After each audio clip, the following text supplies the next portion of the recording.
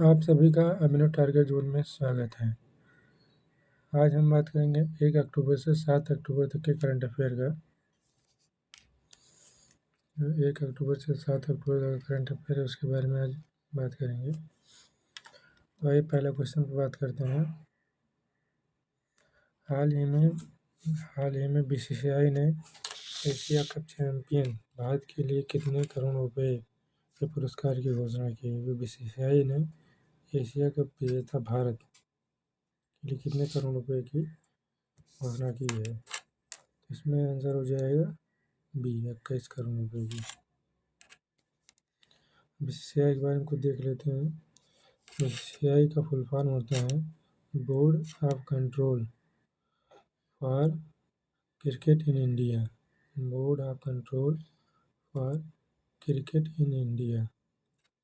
इसका मुख्यालय है मुंबई के वानखेड़े स्टेडियम में। जो बीसीसीआई है, विश्व में क्रिकेट का सबसे धनी निकाय है। विश्व में क्रिकेट का सबसे धनी निकाय कौन सा है? बीसीसीआई है। इसका कुल राजस्व 9,700 करोड़ रुपए है। इसके बीसीसीआई के अध्यक्ष हैं मिथुन मनहास, जो सितंबर में बने हैं। इसके पहले रोजर बिन्नी थे। रोजर बिन्नी के स्थान पर मिथुन मनहास सितंबर में बने हैं। जो बीसीसीआई की स्थापना थी 1928 में की गई थी। चलिए हम नेक्स्ट क्वेश्चन पर बात करते हैं।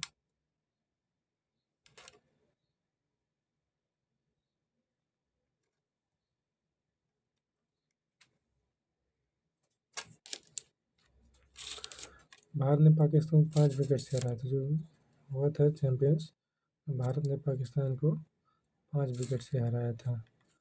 भारत ने ये खिताब अपने 9वीं बार जीती है। दूसरे क्वेश्चन बात करते हैं। किस राज्य के गोकुल जलाशय को रामसर स्थलों की सूची में शामिल किया गया है? इसका आंसर हो जाएगा ए, बिहार। वर्तमान में रामसर साइट कितने हैं भारत में? 93 रामसर साइट हैं। सबसे ज़्यादा रामसर साइट किस राज्य में है? तमिलनाडु में 20। दूसरे स्थान पे रामसर साइट कहाँ पे हैं? उत्तर प्रदेश में। उत्तर प्रदेश में कितने हैं? 10। बिहार में 2025 में 2 रामसर साइट को शामिल किया। एक गोकुल जलाशय को, जो बक्सर में है, और दूसरा है उदयपुर झील को, जो पश्चिमी चंपारण जिले में है। नेक्स्ट क्वेश्चन की बात करते हैं।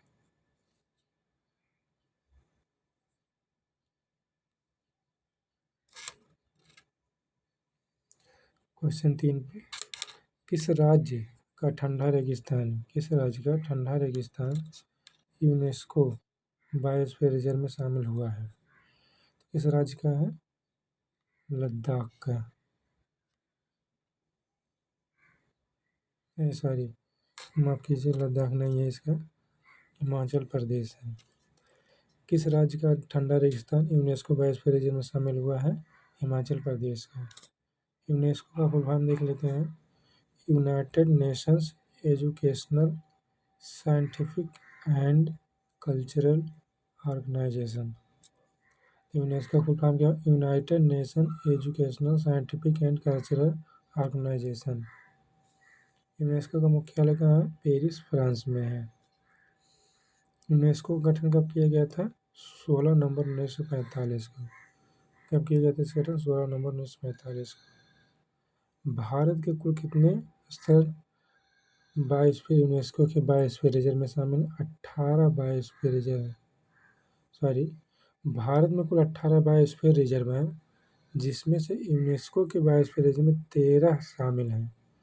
जो भारत के 13 बायोस्फीयर रिजर्व हैं, यूनेस्को की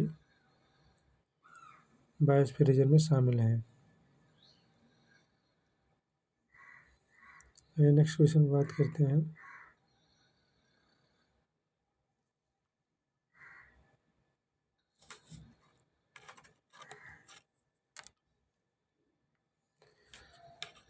फीफा विश्व कप 2026 के शुभंकर का अनावरण किया गया है, इसका आयोजन कहाँ किया जाएगा? इसका आयोजन कहाँ किया जाएगा, मतलब किस किस देश में किया जाएगा?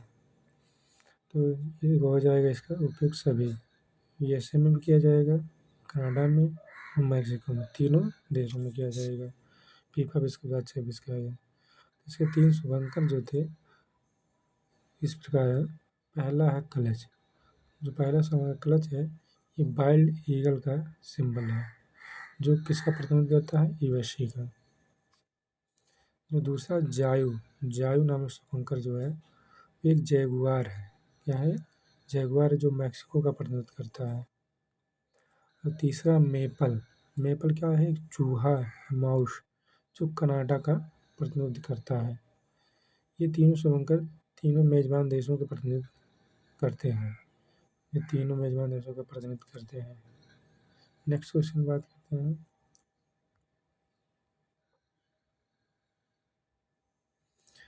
प्रधानमंत्री मोदी ने किसकी आत्मकथा की प्रस्तावना लिखी है? तो किसकी लिखी है? जॉर्जिया मेलोनी की। ये कहाँ की प्रधानमंत्री हैं? इटली की। इनकी आत्मकथा का नाम क्या है? I am Georgia. इनकी आत्मकथा का नाम है आई एम जॉर्जिया। इस पुस्तक का भारतीय संस्करण का शीर्षक क्या है? जो भारतीय संस्करण है, भारत में प्रकाशित होगा, उसका शीर्षक क्या है? I am Giorgia, my rules my principle. Sorry, यहाँ इटली होना चाहिए।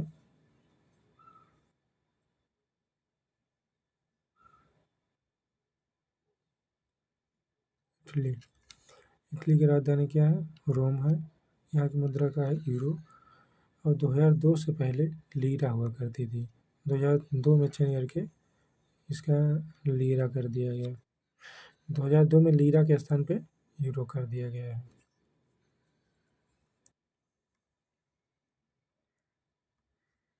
नेक्स्ट क्वेश्चन बात करते हैं।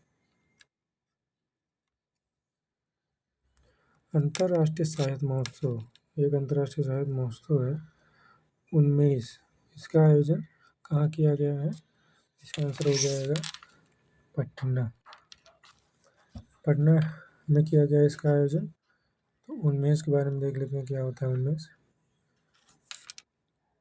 उन्मेष यह एक अंतर्राष्ट्रीय साहित्य महोत्सव है जिसे सबसे अधिक भाषाओं के लेखक, कवि और साहित्यकार भाग लेते हैं।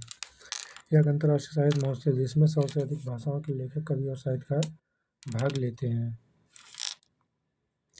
इसका आयोजन संस्कृत मंत्रालय, इसमें कई लोग सहयोग रहता है इसमें। इस संस्कृत मंत्रालय के द्वारा, साहित्य अकादमी के और राज्य सरकारों के सहयोग से, जिस राज्य में होगा उस राज्य के सहयोग से ये आयोजन किया जाता है। इसका जो मुख्य उद्देश्य होता है, साहित्य को बढ़ावा देना। यह तीसरा संस्करण था, ये अभी हुआ है पटना बिहार में। तो तीसरा संस्करण था।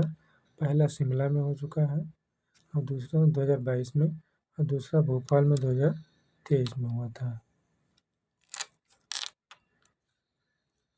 नेक्स्ट क्वेश्चन पर बात करते हैं।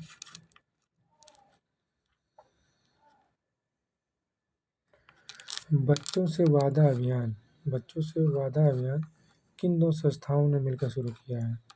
किन दो संस्थाओं ने मिलकर किया है? आईसीसी ने और यूनिसेफ ने मिलकर किया है। आइए आईसीसी के बारे में जान लेते हैं। आईसीसी, इसका फुल फॉर्म होता है इंटरनेशनल क्रिकेट काउंसिल। इसकी स्थापना 1909 में की गई थी। वर्तमान इसके अध्यक्ष जय शाह हैं।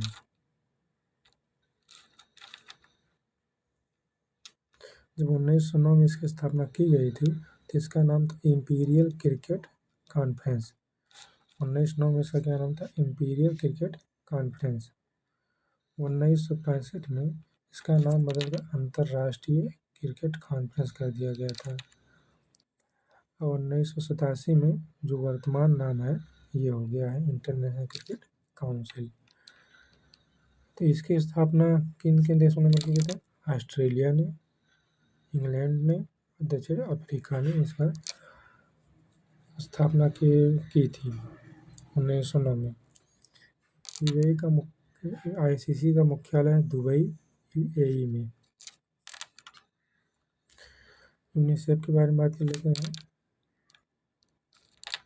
इसका पूर्ण फॉर्म होगा United Nations International Children's Emergency fund.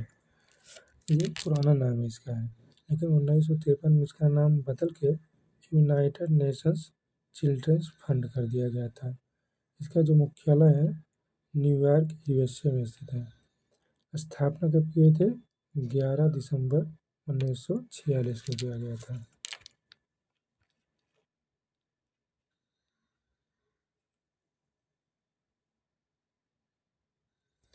Next question बात करते हैं भारत के पहले मरीन सिमुलेशन सेंटर का उद्घाटन कहाँ किया गया है? तो इसका आंसर हो जाएगा चेन्नई में। तो भारत के पहले मरीन सिमुलेशन सेंटर का उद्घाटन कहाँ किया गया है? चेन्नई में किया गया है। अंतर्राष्ट्रीय वृद्धजन दिवस कब मनाया जाता है? 1 अक्टूबर को मनाया जाता है। भारत का पहला आधिकारिक रूप से बाल विवाह मुक्त जिला कौन सा बना है?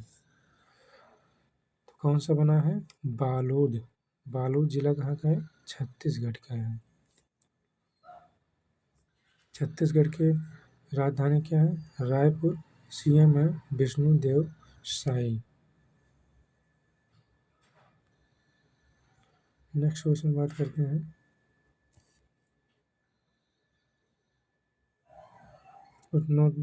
देश के पहले जो छत्तीसगढ़ के बारे में थोड़ा सा और नोट है। देश के पहले AI based data centre park देश के पहले AI based data centre park की नींव कहाँ रखी गई है? छत्तीसगढ़ में रखी गई थी। 11वां नेक्स्ट क्वेश्चन है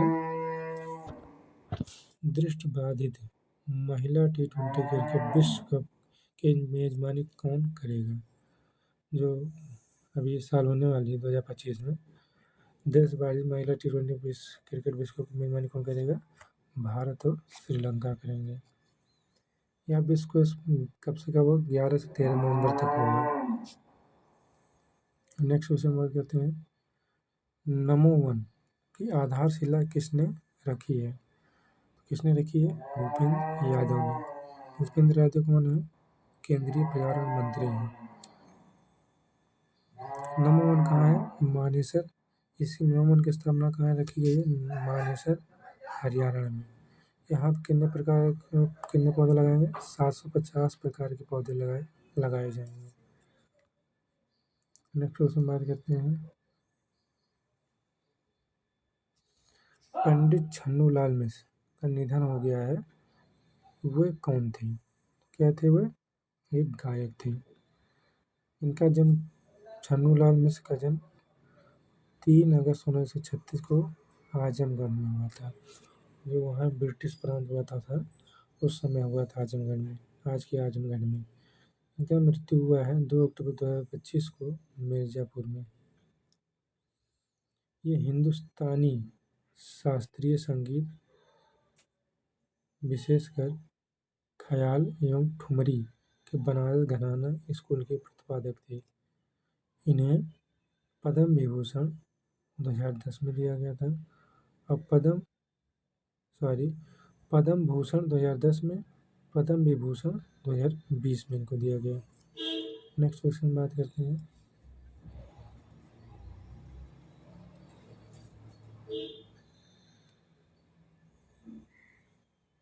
क्वेश्चन नंबर 14 162वीं राष्ट्रीय शतरंज चैंपियनशिप किसने जीती है? पी इनैयन ने। 162वीं राष्ट्रीय शतरंज चैंपियनशिप किसने जीता है? पी इनैयन ने। ये कहाँ के थे? तमिलनाडु के थे। यह चैंपियनशिप कहाँ आयोजित किया गया? गुंटूर आंध्र प्रदेश में आयोजित किया गया है। बुआ लोई तूफान, बुआ लोई तूफान किस देश को प्रभावित किया है? बुआ लोई तूफान जो है कितने देशों को प्रभावित किया है? उपयुक्त सभी, लेकिन सबसे ज़्यादा वियतनाम वियतनाम और फिलीपींस रहा है। सबसे ज़्यादा वियतनाम और फिलीपींस प्रभावित रहे। थोड़ा बहुत प्रभाव थाईलैंड में भी गया था। इस तूफान को फिलीपींस में ओपोंग भी कहा जाता है। सबसे ज़्यादा वही प्रभावित हो गए। नेक्स्ट क्वेश्चन बात करते हैं।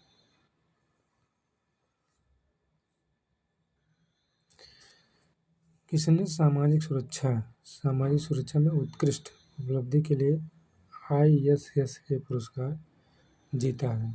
तो अपना देश भारत ने ISSA पुरस्कार जीता है।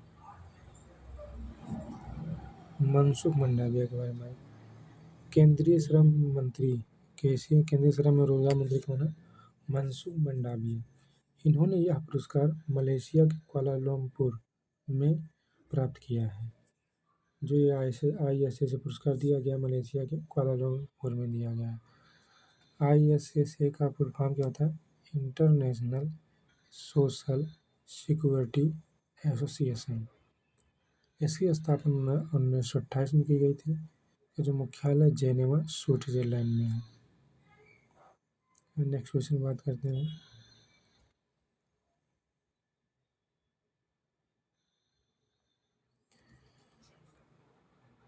किसने सौर तकनीक से समुद्री पानी को पीने योग्य बनाया है? किस इंस्टीट्यूट ने सौर तकनीक से समुद्री पानी को पीने योग्य बनाया है?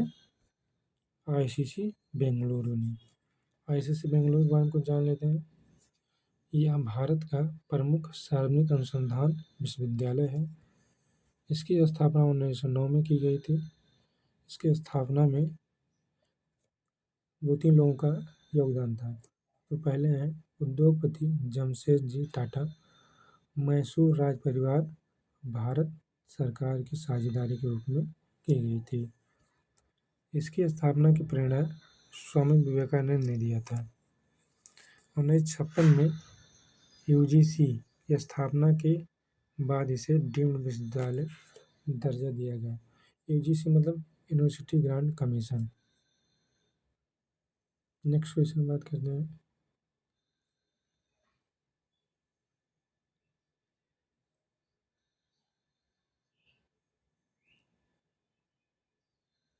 क्वेश्चन नंबर 18 बात करते हैं हम लोग। भारत का पहला जोगी मुक्त शहर कौन सा है? भारत का पहला जोगी मुक्त शहर चंडीगढ़ है। चंडीगढ़ के बारे में देखें। चंडीगढ़ का गठन 7 अप्रैल 1953 को किया गया था। यह एक केंद्र शासित प्रदेश है। यह 2 राज्य पंजाब एवं हरियाणा की संयुक्त राजधानी है। इसका अर्थ होता है चंडी का किला। इसका अर्थ क्या होता है? चंडी का किला। नेक्स्ट क्वेश्चन बात करें। विश्व पशु दिवस कब मनाया गया? विश्व पशु दिवस कब मनाया गया? 4 अक्टूबर को मनाया गया। विश्व पशु दिवस 2025 की थीम क्या है? जानवरों को बचाओ, ग्रह को बचाओ। नेक्स्ट क्वेश्चन बात करते हैं।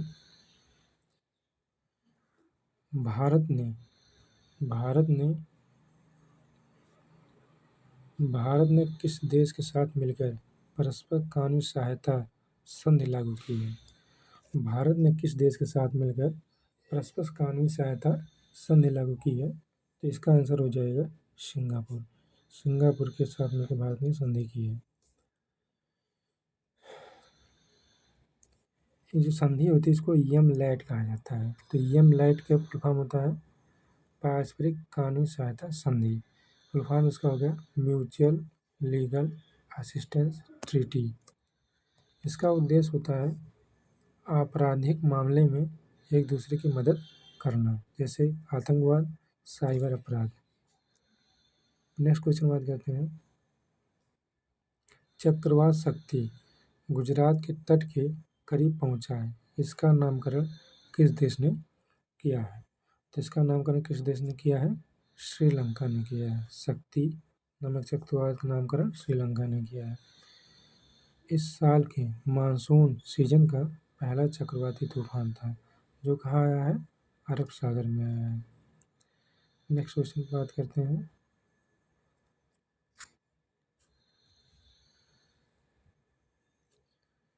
भारत एवं विश्व के किस देश की नौसेना ने भारत में एवं किस देश की नौसेना ने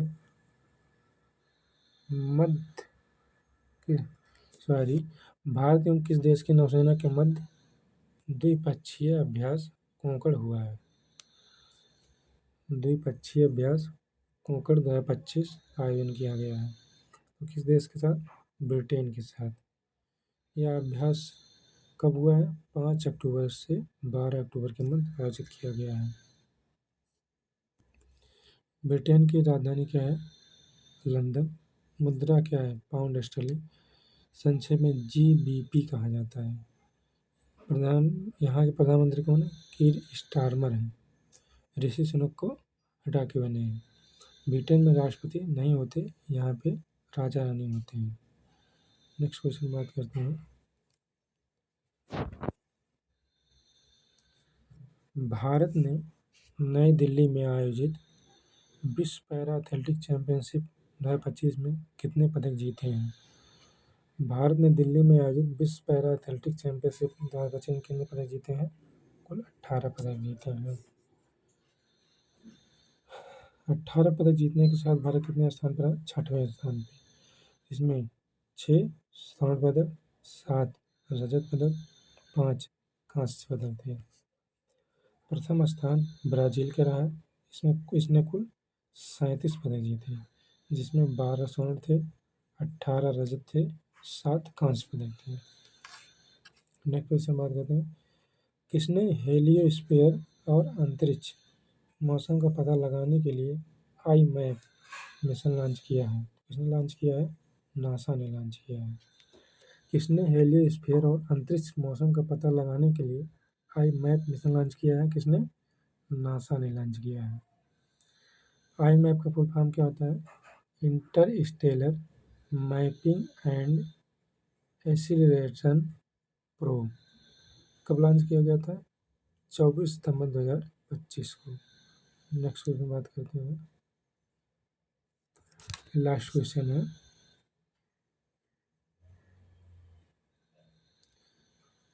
भारत के एकमात्र मठ ज्वालामुखी में 20 वर्षों के बाद विस्फोट हुआ, यह कहाँ स्थित है? जो मठ ज्वालामुखी है, ये कहाँ पे स्थित है?